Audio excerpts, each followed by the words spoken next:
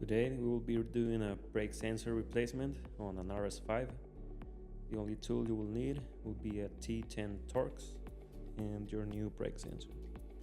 So begin by removing the plastic covers all the way back until you expose the brake sensor connection.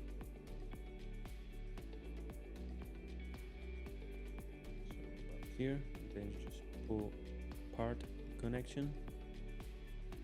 Get your T10 Torx and remove the two screws holding the brake sensor in place. And now grab your new brake sensor and install the screws back on. Now all you have to do is plug back in your connection on the sensor, make sure it's aligned properly.